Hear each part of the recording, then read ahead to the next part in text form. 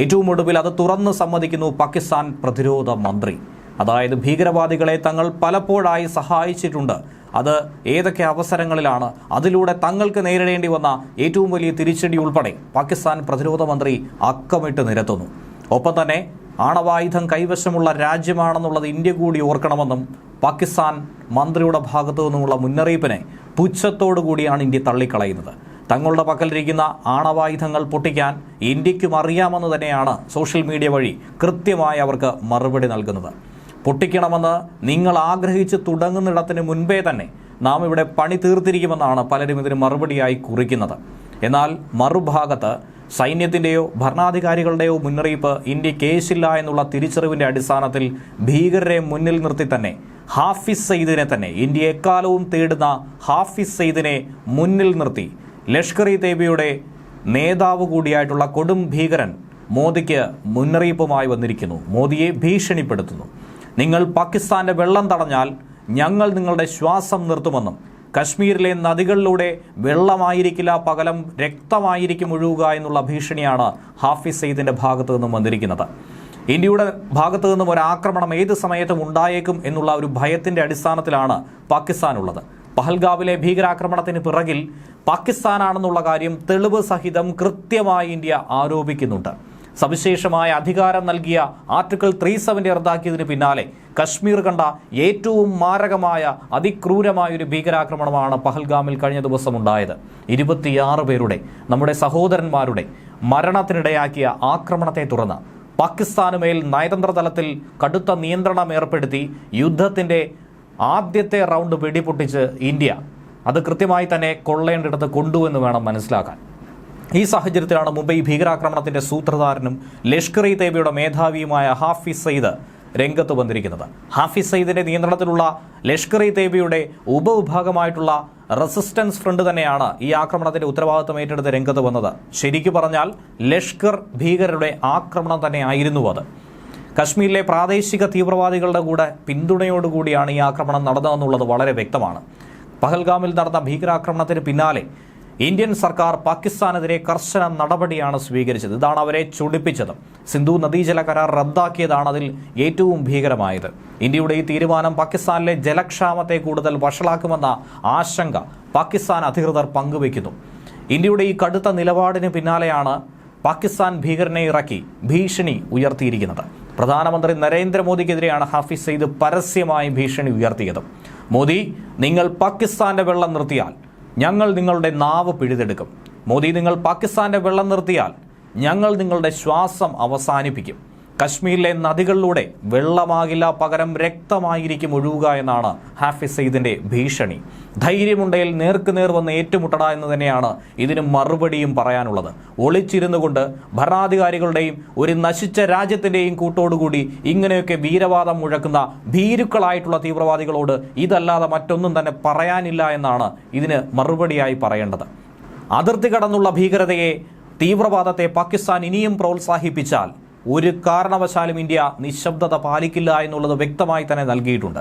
ഭീകരതയെ പിന്തുണയ്ക്കുന്നത് അവസാനിപ്പിച്ചില്ലെങ്കിൽ അതിനെതിരെ കൂടുതൽ കർശനമായ കടുത്ത നടപടികൾ സ്വീകരിക്കുന്നതിൽ നിന്നും ഇന്ത്യയെ ആർക്കും തന്നെ പിന്തിരിപ്പിക്കാനായി സാധിക്കില്ല എന്ന വ്യക്തമായ മുന്നറിയിപ്പും ഇതിനോടകം തന്നെ നൽകിയിട്ടുണ്ട്. വലിയൊരു ആക്രമണം നടത്തിയ ശേഷം ഒളിത്താവളങ്ങളിൽ പോയി ഒളിച്ചു നിൽക്കുന്നതാണ് സാധാരണഗതിയിൽ ഈ ഭീകരരുടെ ഒക്കെ തന്നെ രീതി. പാകിസ്ഥാനിലെ അവരുടെ നേതൃത്വത്തിൽ നിന്നും അടുത്ത ഉത്തരവ് കിട്ടുന്നതുവരെ അവർ ഒളിച്ചു തന്നെ താമസിക്കും. ആ കിട്ടുന്ന ഉത്തരവനുസരിച്ച് വീണ്ടും സജീവമാകും. അതുവരെ ഇടതൂർന്ന കാടുകൾക്കകത്തുള്ള രഹസ്യ താവളങ്ങളിൽ കഴിഞ്ഞു പോകുന്ന ഈ ഭീകരരെ നായാടാൻ തന്നെയാണ് ഇന്ത്യയുടെ പുലിക്കുട്ടികൾ ഇറങ്ങിയിരിക്കുന്നത്.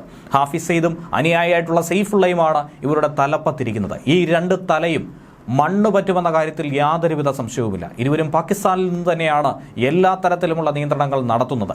ഭീകരപ്രവർത്തനത്തിന് പാകിസ്ഥാൻ സൈന്യത്തിന്റെ പാക് ചാരസംഘടനയായിട്ടുള്ള ISIയുടെയും അകമഴിഞ്ഞുള്ള പങ്ക്, അവരുടെ സഹായം, അവരുടെ പരിശീലനം, ഒത്താശ ഇതൊക്കെ തന്നെ കിട്ടുന്നുവെന്നുള്ളത് നേരത്തെ തന്നെ ഇന്ത്യൻ രഹസ്യാന്വേഷണ വിഭാഗം കണ്ടെത്തിയതും ലോക രാജ്യങ്ങളോട് വിളിച്ചു പറഞ്ഞതുമാണ്.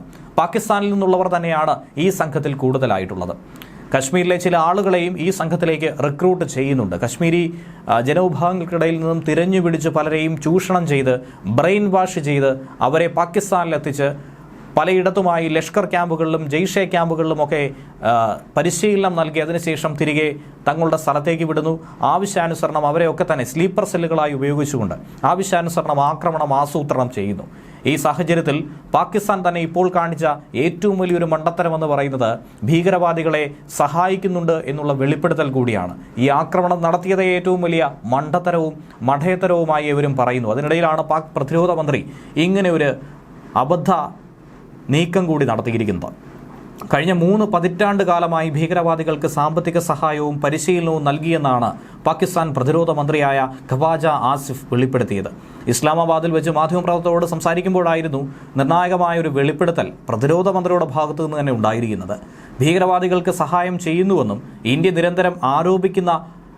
നിരന്തരം പറഞ്ഞുകൊണ്ടിരിക്കുന്ന ഒരു സാഹചര്യത്തിൽ കൂടിയാണ് അത് തുറന്ന് സമ്മതിച്ചിരിക്കുന്നത്. എന്നാൽ ഭീകരവാദികളെ സഹായിക്കാൻ പാകിസ്ഥാൻ നിർബന്ധിതമായതിന് പിന്നിൽ പാശ്ചാത്യ ശക്തികളായിരുന്നുവെന്നാണ് ഇതിന് ന്യായീകരണമായി തന്നെ പറയുന്നത്. കഴിഞ്ഞ 30 വർഷത്തിനിടയിൽ അമേരിക്കയ്ക്കും ബ്രിട്ടനും ഉൾപ്പെടെയുള്ള പാശ്ചാത്യ രാജ്യങ്ങൾക്ക് വേണ്ടി ഇങ്ങനെ ഒരു പ്രവൃത്തി തങ്ങൾക്ക് ചെയ്യേണ്ടി വന്നുവെന്നാണ് ഖവാജ ആസിഫ് പറയുന്നത്. എന്നാൽ അതൊരു വലിയ തെറ്റായിരുന്നുവെന്ന് തുറന്ന് സമ്മതിക്കുന്നു. അതിന്റെ പരിണിത ഫലങ്ങൾ പാകിസ്ഥാൻ ഇപ്പോൾ നേരിട്ടുകൊണ്ടിരിക്കുന്നുവെന്നും പ്രതിരോധ മന്ത്രി വിശദീകരിക്കുന്നു. സോവിയറ്റ് യൂണിയനെതിരായിട്ടുള്ള യുദ്ധത്തിലും പിന്നീട് 2001 സെപ്റ്റംബർ 11 അമേരിക്കയിൽ നടന്ന ഭീകരാക്രമണത്തിന് ശേഷവും ഉണ്ടായ യുദ്ധത്തിലും അമേരിക്കയ്ക്കൊപ്പം പങ്കുചേരുന്നില്ലായിരുന്നുവെങ്കിൽ പാകിസ്ഥാൻ മികച്ച പ്രതിച്ഛായ ഉണ്ടാകുമായിരുന്നുവെന്നാണ് ഖവാജ ആസിഫ് പറയുന്നത്. പാകിസ്ഥാനിൽ ലഷ്കർ ഇ തയ്യബ എന്നൊരു സംഘടനയെ ഇല്ല എന്നാണ് പാകിസ്ഥാൻ പ്രതിരോധ മന്ത്രി ഈ സാഹചര്യത്തിലും കളവ് ആവർത്തിച്ചു പറയുന്നത്. ഇന്ത്യ ഒരിക്കലും ഒരു തെളിവും കൊണ്ടുവന്നിട്ടില്ലെന്നും സ്വന്തം നേട്ടത്തിനായി അവർ അങ്ങനെയുള്ള സാഹചര്യങ്ങൾ സൃഷ്ടിക്കുന്നുവെന്ന് കൂടിയാണ് ആസിഫ് പറയുന്നത്. പഹൽഗാം ആക്രമണം പാകിസ്ഥാനെയും കശ്മീർ മേഖലയെയും ഏറെ പ്രതിസന്ധിയിലാക്കാൻ ഇന്ത്യ സൃഷ്ടിച്ചൊരു നാടകമായി കൂടി ആസിഫ് കുറ്റപ്പെടുത്തി.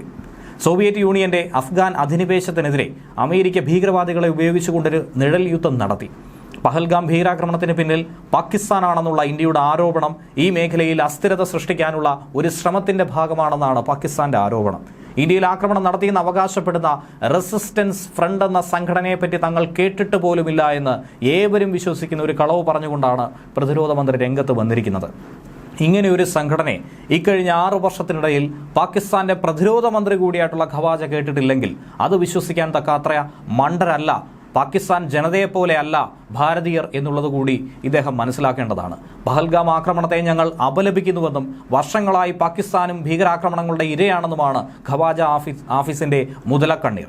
ഈ ഭീകരാക്രമണത്തിന് പ്രതികാരമായി ഇന്ത്യ ആക്രമിക്കാനായി ശ്രമിച്ചാൽ പാകിസ്ഥാൻ ആണവായുധം കൈവശമുള്ള രാജ്യമാണെന്നുള്ളത് ഓർമ്മിക്കണമെന്നുള്ള മുന്നറിയിപ്പോടുകൂടിയാണ് ഈ സംസാരം അവസാനിപ്പിച്ചത്.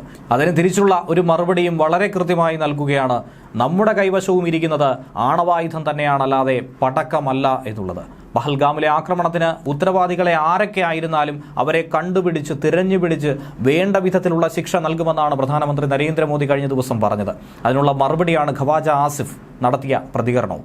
പഹൽഗാം ആക്രമണത്തിന് പ്രതികാരമായി നയതന്ത്ര തലത്തിലും വ്യാപാര തലത്തിലുമൊക്കെ തുടക്കമെന്ന രീതിയിൽ പാകിസ്ഥാനെതിരെ കടുത്ത നടപടി സ്വീകരിച്ചും ആരംഭിച്ചിരുന്നു. ഇനി സൈനികപരമായ നടപടി.